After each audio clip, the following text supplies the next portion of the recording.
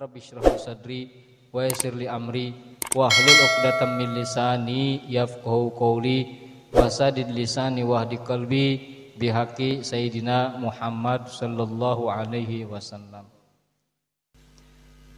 Hadirin jamaah sekalian, seperti biasa di malam Jumat kita biasa membaca kitab Safinatun Najah.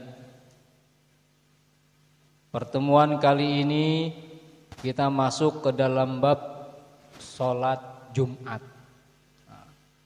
Dalam bab sholat Jumat, kita mengamalkan sholat Jumat, kemudian kita belajar pula bagaimana tata cara atau kaifiyah sholat Jumat yang benar menurut syariat.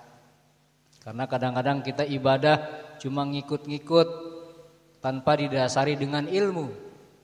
Alhamdulillah di majlis ini kita belajar sedikit demi sedikit apa yang kita dapatkan di pengajian, mudah-mudahan kita bisa mengamalkan. Karena ibadah yang didasari dengan ilmu pahalanya besar.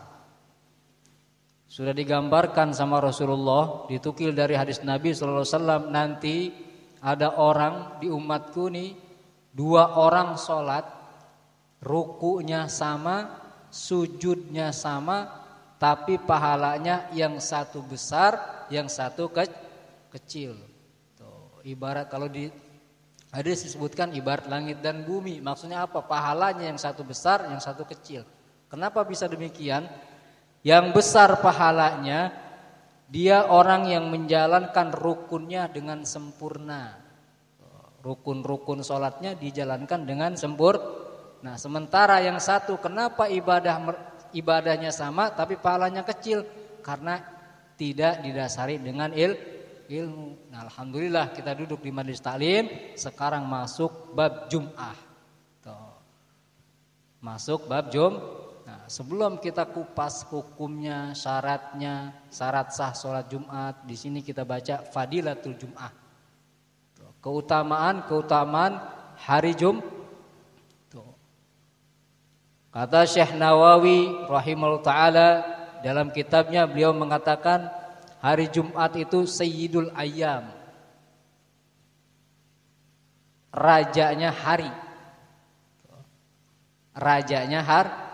Di hari itu kata beliau 600.000 Allah mengampuni dosa hambanya.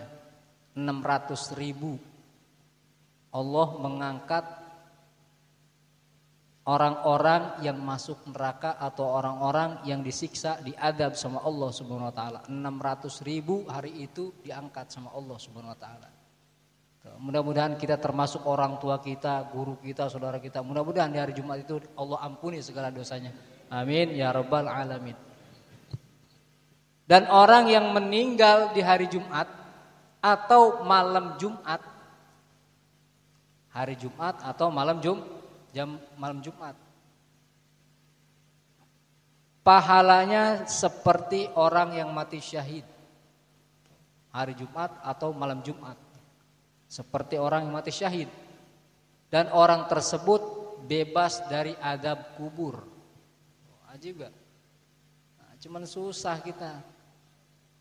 kita pengen wafat atau meninggal hari Jumat kalau bukan karena ibadah kita. Nah, makanya orang kalau udah hari Jumat meninggal atau malam Jumat meninggal, pahala syahid dia dapatkan dan terhindar dari azab kubur.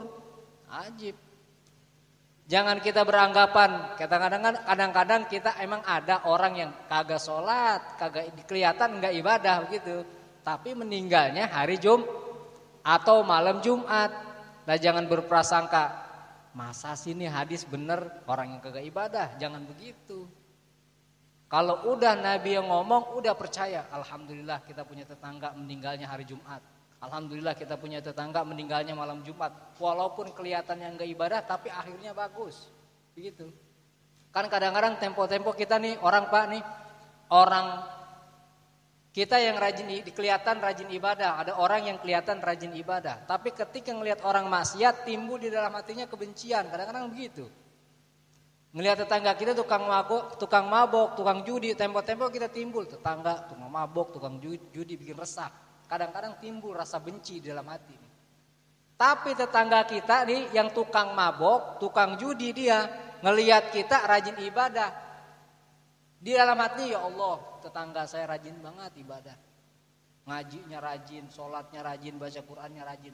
Tuh, bagusan mana nih dua hati? Bagusan yang tadi apa bagusan yang tukang mabok? Tuh, kadang-kadang begitu. Allah lebih senang sama ono.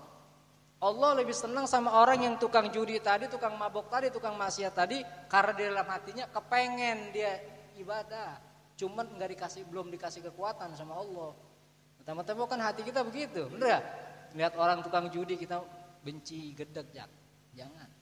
Apalagi tetangga kita samping rumah kita pisan, apalagi doain, ya Allah saya punya tetangga begini kelakuannya.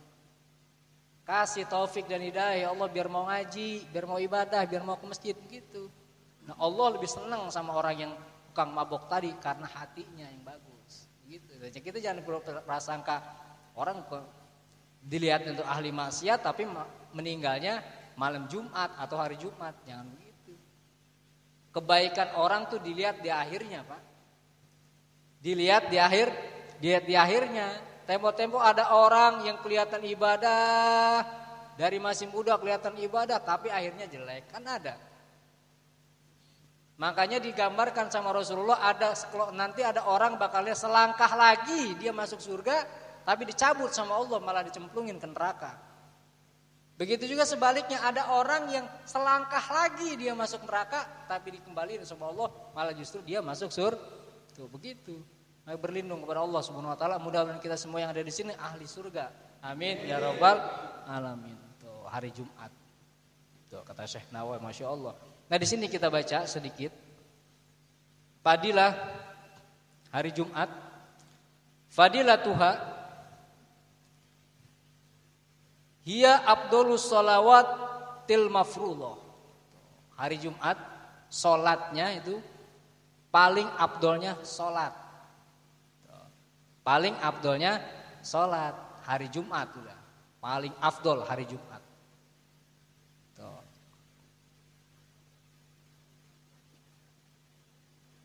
Wa jama'atuha afdolul jamaat.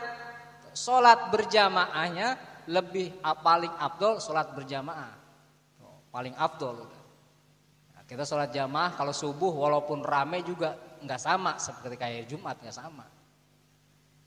Enggak sama kayak hari Jumat. Hari Jumat mah bludak orang, Masya Allah, banyak. Makanya orang-orang kufar tuh yang paling ditakutin itu. Makanya sekarang dilihat dipisah. Bener ya? Ajib kan sekarang pemerintah mau ada sip-sipan ganjil genap kan gitu Jumatan ya. Jumatan mau ganjil genap. Nah ini udah mengikuti aturan WHO, bukan aturan Allah yang diikutin. Ya Allah. Mau diajarkan ganjil genap, kalian begitu kan ya?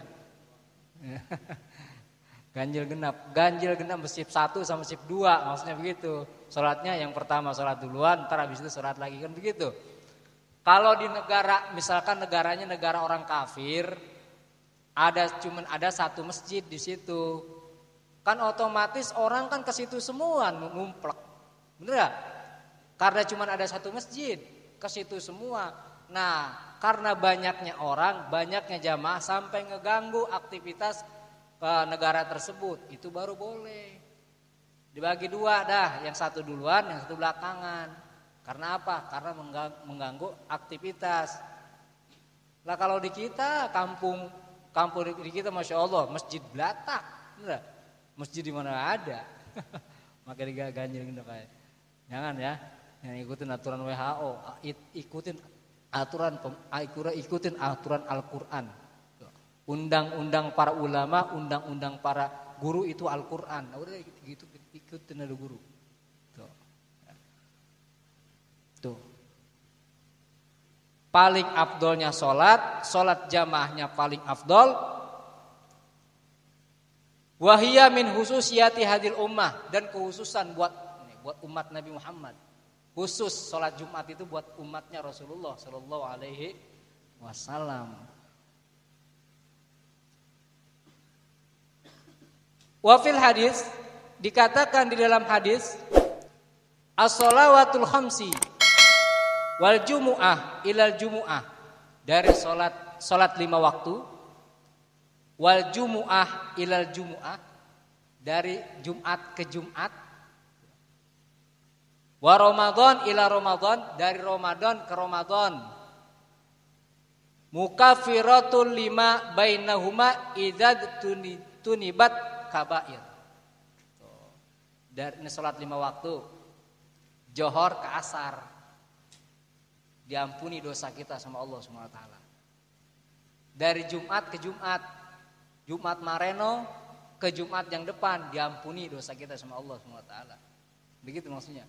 Ramadan dari Ramadan Mareno ke Ramadan depan, diampuni dosa kita sama Allah Subhanahu wa taala kalau kita ngamalin.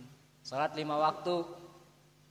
Dari Johor ke Asar, kita sholat, Johor sholat, Asar sholat, diampuni dosa kita tuh sama Allah Subhanahu wa taala. Tuh. Orang yang sholat 5 waktu insya Allah bersih Pak dari dosa. Kalau Rasulullah menggambarkan begini, bagaimana kalau seandainya di depan rumah ente ada kali, ada tempat mandi, ente mandi 5 kali, kira-kira badan ente bersih gak? Bersih gak? 5 kali mandi sehari semalam, kira-kira badan bersih gak? Seperti itulah sholat. 5 kali, 5 waktu kita sholat, maka insya Allah bersih dosa kita dari maksiat. Insya Allah bersih dosa kita, diampuni dosa kita oleh Allah Subhanahu wa taala. Dari Jumat ke Jumat depan, diampuni dosa kita, amalin dosa Jumat.